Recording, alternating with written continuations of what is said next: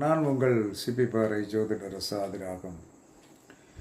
இந்த காதல் இல்வாழ்க்கை, காதல் இல்வாழ்க்கை, இந்த காதல் இல்வாழ்க்கையில் ஐந்து குடையவனுடன் 12 குடையவன் இணைந்தால், 5 குடையவனுடன் 12 குடையவன் இணைந்தால் காதலியுடன் உறவு கொள்ளக்கூடிய ஒரு சூழ்நிலை கண்டிப்பாக உருவாகும்.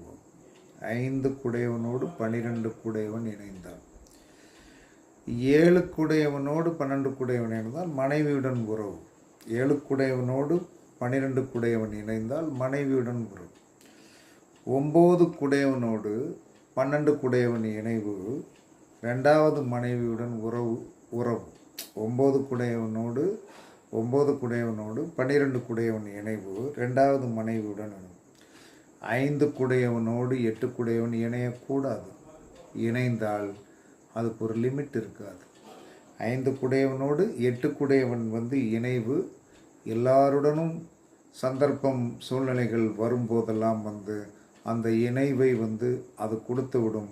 இந்த மாதிரி ஒரு சூழ்நிலைகள் இருந்தால், இதை ஏன் சொல்கிறோம்னா, புரிஞ்சு வச்சுக்கிடுங்க, தெரிஞ்சு வச்சுக்கிடுங்க. இதன் மூலமாக ஒரு இனிப்பு கிடைத்து, அந்த இனிப்பால் என்ன நடக்கும் என்று சொன்னால், வாழ்க்கையில் ஒரு பெரும் தோல்வி, அவமானம், சச்சரவுகள், சண்டைகள், குடும்பத்தில் குழப்பங்கள் கண்டிப்பாக வருவதற்குண்டான வாய்ப்புகள் உண்டு.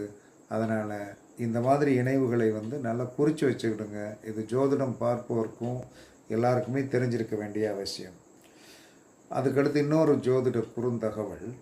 நாம் அனுப்பும் தகவல் அப்படின்னு ஒரு இடத்துக்கு ஒரு குறுந்தகவல் அனுப்புகிறீங்கன்னா அது நம்மளுடைய 3ஆம் பாவம் வேலை செய்கிறது என்ற அர்த்தம்.